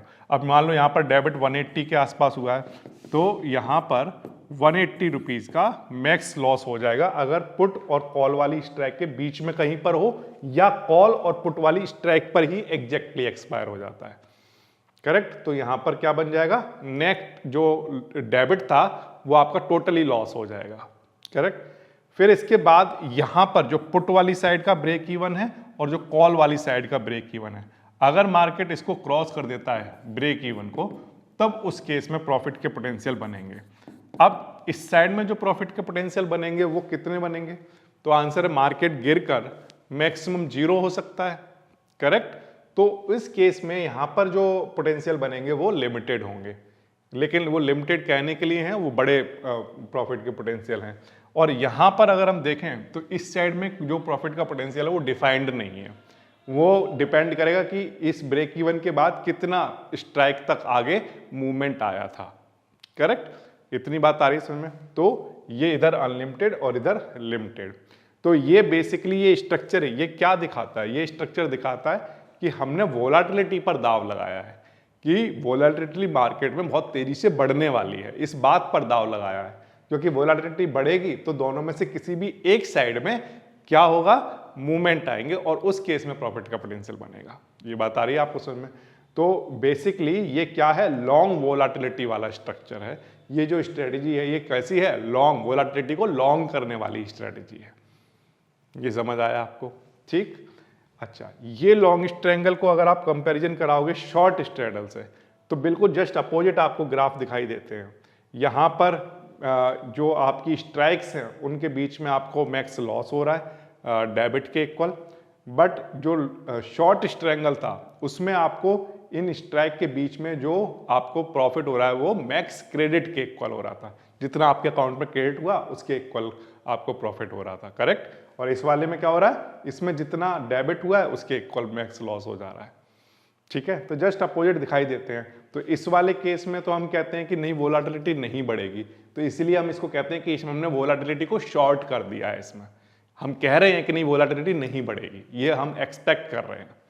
लेकिन इसमें हम ये एक्सपेक्ट कर रहे हैं नहीं, हम क्या कह रहे हैं कि हाँ वोलाटिलिटी बहुत बढ़ेगी जिससे ब्रेक इवन भी क्रॉस हो जाएंगे, तब उस केस में इसको बनाया जाएगा। ठीक। So this is long volatility and this is short volatility structure. अब इसके बाद बात करते हैं कि लॉन्ग स्ट्रैडल और लॉन्ग स्ट्रैंगल में क्या डिफरेंस है। लॉन्ग स्ट्रैडल ये हमने लास्ट वीडियो में देखा था जिसमें हमने बाइंग की थी एट द मनी पर, और लॉन्ग स्ट्रैंगल हम आज की वीडियो में देख रहे हैं जिसमें आउट ऑफ द मनी पर बाइंग की थी। कॉल और पुट दोनों में थे, बस डिफरेंस एट द मनी और ओटीएम का था। अब इससे फर्क क्या पड़ेगा, इन दोनों में से कौन सा ज़्यादा बेटर रहेगा, तो आंसर है कि अगर स्ट्राइक सिलेक्शन की बात करें तो स्ट्राइक सिलेक्शन में हमने देखने को मिला कि लॉन्ग स्ट्रैंगल में तो हमने ओटीएम बनाया है और लॉन्ग स्ट्रैंगल में हमने एट द मनी पर सेम काम किया था, पुट ऑप्शन और कॉल ऑप्शन को बाइंग वाला। अब अगर कॉस्ट की बात करें तो of course at the money पर जो प्रीमियम होंगे वो हाई होंगे और दो बाइंग इन्वॉल्व हैं, है ना, तो दोनों के लिए हमें अपनी जेब से पैसा देना पड़ेगा। तो उसके लिए हम कहेंगे एट द मनी पर प्रीमियम हाई है इसलिए वहां पर ज़्यादा देना पड़ेगा, यहाँ पर कम देना पड़ेगा, क्योंकि आउट ऑफ द मनी में जो प्रीमियम होगा वो उसके कंपैरिजन में कम होगा एट द मनी के कंपैरिजन में। ठीक है। तो यहाँ पर जो अमाउंट होगा वो लो देना पड़ेगा। अब इसके बाद मूवमेंट रिक्वायरमेंट की बात करें तो यहाँ पर तो एट द मनी पर बनाया हमने इसलिए था कि ब्रेक इवन वहाँ पर पास होंगे, तो वहाँ पर अगर थोड़ा सा भी मूवमेंट आएगा, स्मॉल मूवमेंट भी आएगा तो प्रॉफिट के पोटेंशियल बनेंगे। लेकिन इस केस में क्योंकि आप पहले से ही आउट ऑफ द मनी हो, अगर मार्केट में मूवमेंट आता भी है तब भी आपकी स्ट्राइक क्योंकि आउट ऑफ द मनी है तो वहाँ तक पहुँचने में उसे टाइम लगेगा, फिर उसके बाद ब्रेक इवन को क्रॉस करने में टाइम लगेगा। तो ऐसा करने के लिए उसको एक लार्ज मूवमेंट की जरूरत पड़ेगी, लार्ज मूवमेंट आएंगे तभी बात बनेगी। मैक्सिमम लॉस की बात करें तो वो दोनों में बिल्कुल सेम दिखाई देते हैं कि इधर भी लिमिटेड और इधर भी लिमिटेड। हाँ, लेकिन ये बात अलग है कि ये लिमिटेड लॉस इस केस में ज़्यादा होगा क्योंकि यहाँ पर प्रीमियम ज़्यादा आपने पे किया है। यहाँ पर जो लिमिटेड है वो इसके कंपैरिजन में कम होगा क्योंकि यहाँ पर प्रीमियम का प्राइस कम होता है आउट ऑफ द मनी पर। ये समझ आया आपको। फिर इसके बाद सेंसिटिविटी टू टाइम की बात करें तो यहाँ पर जो सेंसिटिविटी टू टाइम है इसमें बहुत हाई होगी। क्यों इसमें हाई क्यों होगी? क्योंकि आप जानते हो कि एट द मनी पर अगर आपने सीरीज 1 में ग्रीक्स को अच्छे से कमांड किया हुआ है तो आपको पता होगा कि एट द मनी पर जो टाइम डिके होता है वो सबसे फास्ट होता है। सही है। अगर हम बात करें वेगा की, वहाँ पर भी वैल्यू सबसे तेज़ी से डिक्रीज होती है। अगर हम बात करें चाहे गामा की, चाहे हम बात करें डेल्टा की, ये सारे ग्रीक्स की जो वैल्यू हैं जब अपोजिट डायरेक्शन में जाती हैं बायर या सेलर के, तो वो सबसे ज़्यादा तेज़ी से कहाँ पर जाएंगी? एट द मनी पर। तो अब क्योंकि यहाँ पर बाइंग इन्वॉल्व है तो एट द मनी पर जो थीटा होगा वो सबसे ज़्यादा डिके दिखाता है। तो इसलिए ये वाला जो लॉन्ग स्ट्रैडल होगा, क्योंकि यहाँ पर बाइंग हुई है एट द मनी पर, तो यहाँ पर टाइम के साथ सेंसिटिविटी बहुत ज़्यादा होगी। जितना ज़्यादा टाइम निकलता जाएगा प्रीमियम की वैल्यू उतनी तेज़ी से डिक्रीज होगी, क्योंकि थीटा बहुत जल्दी से टाइम डिके करवाएगा। लेकिन यहाँ पर क्योंकि आउट ऑफ द मनी में जो टाइम डिके होता है वो एट द मनी के कंपैरिजन में स्लो होता है। करेक्ट। यहाँ पर तो पहले से ही थीटा कम होगा और फिर वो slow slow slow slow slow decrease हो रहा है, तो इसलिए टाइम के साथ सेंसिटिविटी इसकी कम है। मूवमेंट की बात नहीं हो रही है, sensitivity in the context of कि टाइम डिके की बात हो रही है। करेक्ट। तो यहाँ पर टाइम डिके बहुत मैटर करता है, यहाँ पर उतना ज़्यादा मैटर इसलिए नहीं करेगा क्योंकि यहाँ पर पहले से ही थीटा लो होता है और slow slow slow slow decrease होता है। बट मूवमेंट की बात करें तो ऑफ कोर्स अगर ये बात की जाए कि स्पीड ऑफ मूवमेंट किसमें ज़्यादा होनी चाहिए, तो इसके कंपैरिजन में इसमें स्पीड ऑफ मूवमेंट ज़्यादा होनी चाहिए। इसमें फास्ट मूवमेंट आने पड़ेंगे और बहुत बड़े बड़े मूवमेंट आने पड़ेंगे, तब जाकर मूवमेंट आने के बाद तब लॉन्ग ट्रायंगल में कुछ प्रॉफिट के पोटेंशियल बनेंगे। तो ये इस तरह से आप डिसाइड कर सकते हो कि लॉन्ग स्ट्रैडल और लॉन्ग स्ट्रैंगल में कंपैरिजन कर सकते हो कि कौन ज़्यादा बेटर रहेगा। अब ऑफ कोर्स ये तो तभी पता चलेगा जब मार्केट में लगता हो कि मूवमेंट आएगा तो स्ट्रैडल बेटर हो सकता है, लेकिन अगर बड़ा मूवमेंट आएगा तो ऑफ कोर्स लॉन्ग स्ट्रैंगल ज़्यादा बेटर हो सकता है, क्योंकि वहाँ पर प्रीमियम कम पे करना पड़ा। अब इसके बाद बात करते हैं कि इसको कब बनाना चाहिए। तो ये तो अब आपको क्लियर हो गया होगा कि जब लार्ज प्राइस मूवमेंट आ रहे हों, वोलाटिलिटी इंक्रीज हो रही हो, मार्केट में ब्रेकआउट आ रहे हों, कंसोलिडेशन, जब मालूम मार्केट में कंसोलिडेशन हो रहा है और हो रखा है और उसके बाद ब्रेकआउट की कंडीशन बन रही हो। कंसोलिडेशन मतलब कि मार्केट जो है वो कंप्रेस हो रखा है, ठीक है, एक ही जगह पर इधर उधर मूव कर रहा था और अब इसके बाद कंसोलिडेट करने के बाद क्या कर रहा है, मार्केट ब्रेकआउट देने की कंडीशन में आ गया। तब उस केस में इसको इस स्ट्रक्चर को स्टडी किया जा सकता है। ठीक है। अच्छा, तो ये सारी बातें मैंने केवल थ्योरेटिकल पर्पज से बता रहा हूँ, एजुकेशनल पर्पज से हैं ये सब। इसके बाद व्हेन नॉट टू यूज। अब सवाल ये है कि लॉन्ग ट्रायंगल को कब यूज नहीं करना है। तो जब ये पता चल गया कि कब यूज करना है तो उसकी जितनी भी अपोजिट कंडीशन होंगी वो सब ना यूज करने वाली हो गई। करेक्ट। जैसे एग्जाम्पल के लिए जब प्राइस जो है वो रेंज बाउंड हो रहा हो, जब वो रेंज बाउंड ही रहेगा, बहुत टाइम वहीं पर ही निकाल रहा है, तो उस केस में जो स्ट्राइक्स हैं जिनका जो प्राइस है एट द मनी हो चाहे आउट ऑफ द मनी, आपने चाहे लॉन्ग स्ट्रैडल बनाया हो चाहे लॉन्ग ट्रायंगल बनाया हो, दोनों ही केस में आपके लॉस के पोटेंशियल बढ़ जाएंगे क्योंकि प्राइस जो है वो रेंज बाउंड हो गया है। फिर वोलाटिलिटी अगर मान लो डिक्रीज होने लगी हो, तो कई बार अगर किसी ने थोड़ा सा ध्यान नहीं दिया और वोलाटिलिटी हाई पर अगर ये बना दिया, तो हाई के बाद क्या होगा, वोलाटिलिटी लो होगी। वोलाटिलिटी लो होगी तो प्राइस में मूवमेंट नहीं आएगा। और लॉन्ग ट्रायंगल और लॉन्ग स्ट्रैडल दोनों ही स्ट्रेटजी सिर्फ मूवमेंट पर ही डिपेंड करती हैं। तो जब भी आई वी डिक्रीज होगी तो मूवमेंट खत्म, और मूवमेंट खत्म तो यहाँ पर प्रॉफिट के पोटेंशियल भी पूरी तरह से खत्म हो जाएंगे। फिर इसके बाद बात करते हैं कि अगर टाइम पास होता जा रहा है विदाउट मूवमेंट, तब उस केस में भी आपको पता है कि जैसे जैसे एक्सपायरी पास आती जाएगी वैसे वैसे मूवमेंट के आने हो जाने की प्रोबेबिलिटी कम होती जाएगी। और मूवमेंट के हो जाने की मान लो मैं कहता हूँ हो भी जाए, तब भी उसके ब्रेक इवन को क्रॉस होने की प्रोबेबिलिटी तो हर दिन कम होती जा रही है। तो इसलिए हम चाहेंगे कि वहाँ पर जो मूवमेंट आए वो जल्दी आए और स्पीड से आए और बड़े आए। ठीक है। सो ये कुछ ऑब्जर्वेशन हैं जो मार्केट में करने के बाद इसको यूज नहीं करना चाहिए, ये प्रेडिक्शन नहीं होनी चाहिए। ठीक है। दिस इज नॉट प्रेडिक्शन, ये केवल ऑब्जर्वेशन है कि ऐसा ऐसा होने पर ये बहुत ही पुअरली परफॉर्म करती है ये वाली स्ट्रेटजी, चाहे लॉन्ग ट्रायंगल हो चाहे लॉन्ग स्ट्रैडल, दोनों ही बहुत पुअर परफॉर्म करती हैं। ये कुछ ऑब्जर्वेशन मार्केट में देखे गए हैं। ठीक है, अब इसके बाद हम लोग बात करते हैं कि कुछ कॉमन मिस्टेक्स, कि लोग जनरली क्या करते हैं कि लॉन्ग ट्रायंगल और लॉन्ग स्ट्रैडल, ठीक है, ये इन दोनों में से जनरली चूज करते हैं लॉन्ग ट्रायंगल। व्हाई? बिकॉज यहां पर ओटीएम स्ट्राइक इन्वॉल्व होती हैं, और ओटीएम स्ट्राइक इन्वॉल्व होती हैं तो वो सोचते हैं कि प्रीमियम लो है, प्रीमियम कैसे हैं, लो हैं ओटीएम पर, और इसलिए वो इस पर दाव लगाते हैं। करेक्ट। अब सवाल ये है कि प्रीमियम कम होने का मतलब ये नहीं होता है कि वहां पर रिस्क नहीं है। सोचो, अगर मान लो आप छोटे छोटे प्रीमियम का लॉस करवा भी रहे हो, हालांकि कहने के लिए वो छोटे हैं, जैसे मेरे एग्जांपल में 180 मैंने आपको बोला कि एक क्वांटिटी का डेबिट है, अभी थोड़ी देर के लिए एग्जांपल के लिए मान लो 200 का, हमने कहा कि 200 का डेबिट है। ठीक है, अब यहाँ पर मान लीजिए कि 75 क्वांटिटी है एक लॉट में। ठीक, तो अब उस केस में अगर आप देखो तो आपका जो नेट डेबिट है तो वो तो बहुत ज़्यादा बन रहा है।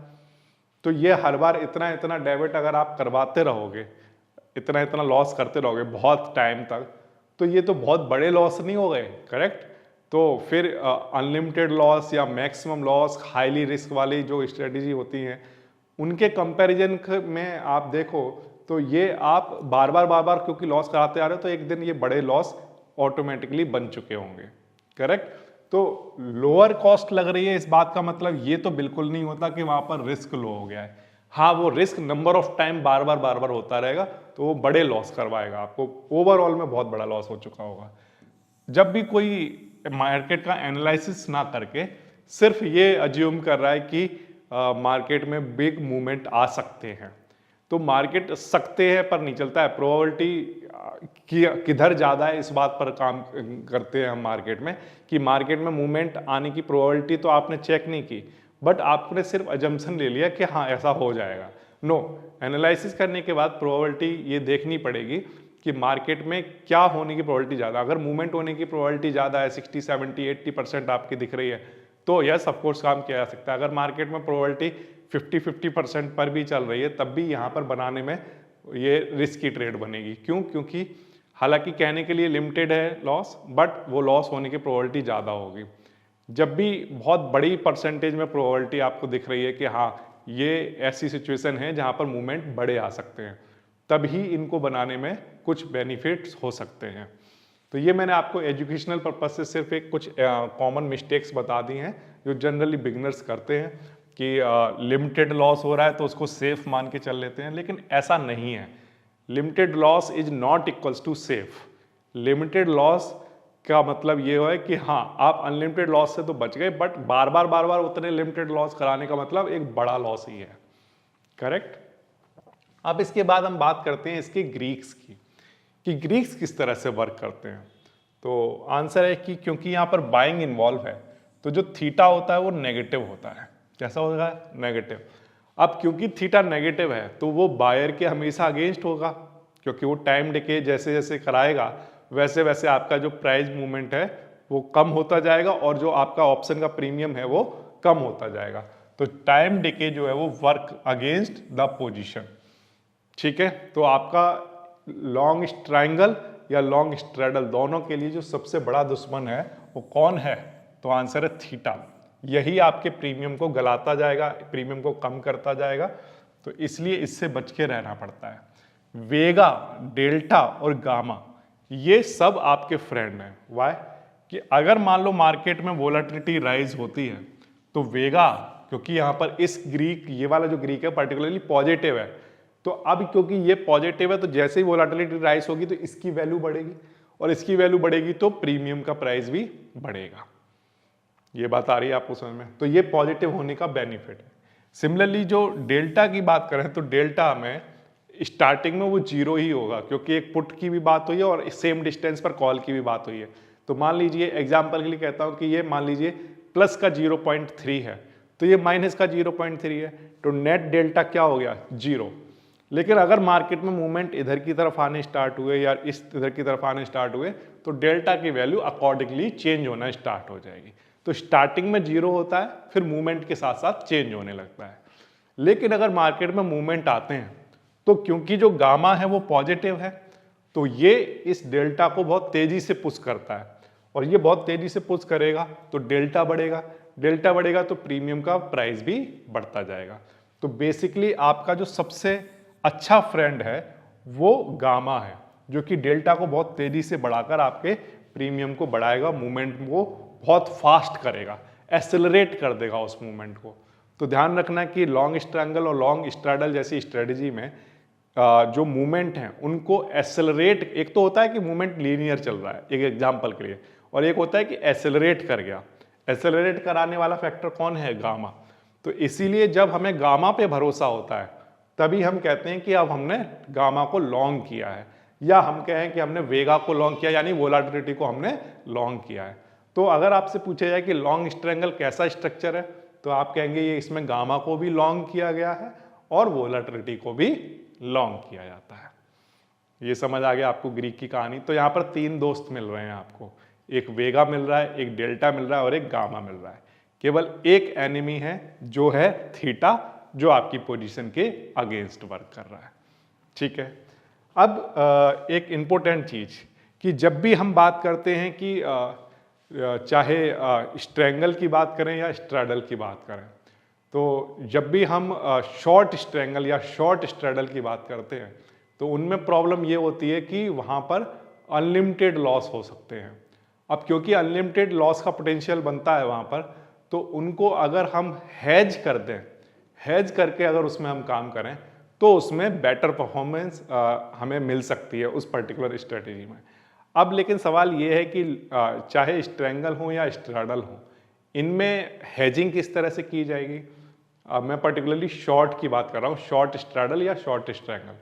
तो अब शॉर्ट स्ट्रैंगल की अगर आपको हैजिंग करनी है तो उसके लिए आपको क्या करना पड़ेगा? तो आंसर है शॉर्ट स्ट्रैंगल में हमने आउट ऑफ द मनी की स्ट्राइक को सेल किया हुआ है, पुट को भी और कॉल को भी। तो हमें उसको हैज करना है तो हमें वहां से उससे आगे की पोजीशन पर कुछ बाइंग भी करनी होगी, करेक्ट। तो उस बाइंग को करके हमारी पोजीशन हैज हो जाती है। तो जो अनलिमिटेड लॉस की कंडीशन है उसको किस में कन्वर्ट किया जा सकता है? लिमिटेड लॉस की कंडीशन में कन्वर्ट किया जा सकता है। तो ऐसी ही एक स्ट्रेटजी मार्केट में, ऐसा एक स्ट्रक्चर एग्जिस्ट करता है जो स्ट्रैंगल और स्ट्रैडल के लॉस को किस में कन्वर्ट कर सकता है? अनलिमिटेड वाले लॉस को लिमिटेड लॉस में कन्वर्ट कर सकता है। तो ऐसी एक स्ट्रेटजी की बात करेंगे हम नेक्स्ट क्लास में, जिसका नाम है iron condor. Iron condor generally लोगों की, चाहे वो रिटेल ट्रेडर हो चाहे वो प्रोफेशनल ट्रेडर हो, उनकी एक फेवरेट स्ट्रेटजी है। इस स्ट्रेटजी को हम डिटेल में पढ़ने की कोशिश करेंगे। मेन बस बात यह है कि कुछ चीज़ें ऐसी हैं जो जब भी किसी भी वीडियो में बताई जाती हैं, तो ये सारी वीडियो जो बना रहा हूँ मैं वो सब एजुकेशनल पर्पज से हैं, राइट। तो जो मार्केट में बिल्कुल बिगनर है वो भी इस वीडियो को देख रहा है, और जो मार्केट में कुछ एक्सपीरियंस ट्रेडर हैं वो भी देख रहे हैं।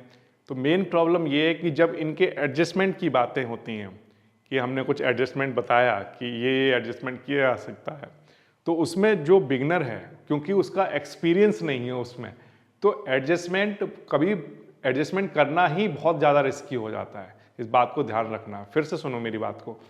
कोई एक स्ट्रेटजी है, आपने पढ़ा, पूरा स्ट्रक्चर पढ़ लिया, आपने ग्रीक्स पढ़ लिए, ब्रेक इवन पढ़ लिए, सब कुछ पढ़ लिया। अब सवाल आता है कि उसके एडजस्टमेंट का। अब एडजस्टमेंट अगर यहाँ पर बताए जाते हैं तो मेन प्रॉब्लम क्या होती है कि जो बिगनर्स हैं उनको उनमें कमांड नहीं है, उनमें मास्टरी नहीं है। तो वो जो पहले जो लॉस हो रहे थे वो तो है ही, लेकिन एडजस्टमेंट करने पर जो रिस्क है वो और ज़्यादा बढ़ जाता है। तो अगर आप उनको सही से हैंडल नहीं करते हो उन एडजस्टमेंट को, तो रिस्क की प्रोबेबिलिटी और ज़्यादा रिस्की हो जाती हैं वो स्ट्रेटजीज, करेक्ट। तो इसीलिए जनरली यहाँ पर इन प्लेटफॉर्म पर ये अलाउ नहीं किया जाता है कि बिगिनर्स के लिए एडजस्टमेंट बताए जाएं। तो ऐसा कोई भी एडजस्टमेंट आप एक्सपेक्ट ना करें जिसमें मैं भी एक्सपेक्ट नहीं कर रहा हूँ कि बिगिनर्स को कुछ ऐसे एडजस्टमेंट बता दिए जाएं जो कि वो हैंडल ना कर पाएँ। तो उनको बिगिनर्स को बचाना इस चैनल का मोटिव है कि लॉस से बचाना, ना कि उनको और ज़्यादा रिस्की पोजीशन में डाल देना, करेक्ट। तो इसलिए उन सब बातों को ध्यान में रखते हुए हम एक बड़ा प्यारी सी एक स्ट्रेटजी है आयरन कॉन्डोर, उसकी बात करेंगे और मैक्सिमम जितना पॉसिबल हो सकेगा वो सब कुछ उसमें कवर करने की कोशिश करेंगे। उसके बाद जो होगा वो देखा जाएगा। करेक्ट। तो चलिए मैं मिलता हूँ आपसे नेक्स्ट क्लास में। उम्मीद कर रहा हूँ कि आप लॉन्ग ट्रायंगल के बारे में समझ पाए होंगे। अगर मैं आपको समझा पाया हूँ कि कब ओपन इंटरेस्ट को कैसे देखना है, कब वोलेटिलिटी की बातें करनी है और कब रिस्क की बातें करनी है, अगर ये सारी चीज़ें आपको समझ में आई हैं और आप चाहते हो कि नहीं इससे भी थोड़ी सी एडवांस बातें भी बताई जाएं, तो इसके लिए आप कर सकते हो कि गणेश शर्मा लाइव वाले चैनल को सब्सक्राइब कर सकते हो। इसमें बस आपको यूट्यूब पर टाइप करना है या डिस्क्रिप्शन में लिंक दिया हुआ है, उसमें आप जाकर गणेश शर्मा लाइव को सब्सक्राइब कर सकते हो, जहाँ पर कुछ एडवांस एडजस्टमेंट की बातें की जा सकती हैं। अगर वहाँ पर भी अलाउ नहीं किया जाएगा तो उसके अलावा भी आपको लिंक डिस्क्रिप्शन में दिए हुए हैं, वहाँ पर भी फिर एडवांस एडजस्टमेंट की बातें वहाँ करनी ही पड़ेंगी, वो फिर मजबूरी बन जाएगी। तो मैं मिलता हूँ आपसे नेक्स्ट वीडियो में। उम्मीद कर रहा हूँ कि आपको लॉन्ग ट्रायंगल वाले वीडियो को बहुत सपोर्ट करेंगे, इसको लव दिखाएंगे और इसको शेयर करेंगे। आपका एक शेयर करने पर बहुत मोटिवेशन मिलता है कि कुछ और ज़्यादा वैल्यू ऐड की जाए किसी भी कंडीशंस पर। तो जैसे जैसे कंडीशंस ठीक होती जाएंगी, रिपीट वापस से फिर से वैसे ही वही सिचुएशंस, वो सारे एडजस्टमेंट फिर से वापस आना स्टार्ट होंगे, लेकिन थोड़ा सा टाइम चाहिए। लेकिन उम्मीद कर रहा हूँ कि आप इस वीडियो को शेयर जरूर करेंगे। Thank you.